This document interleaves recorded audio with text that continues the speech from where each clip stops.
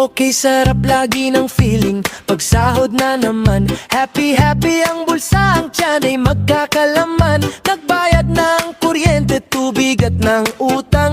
Nilista ko pa lahat pero laging nagkukulang. Happy, happy sana kung meron pang natitira. Nang i-check ko ang bulsa, resibo lang ang natira. 2 linggo ko na budget, 2 araw ubos na. Isang buwan magtitipid dahil sahod ko'y wala na. Di man lang umabot ng isang buwan, sahod ko'y dumaan lang sa kamay.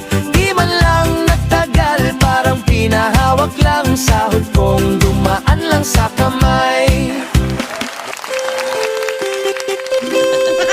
Unsaon na lang mani kay wala naman ko'y sweldo.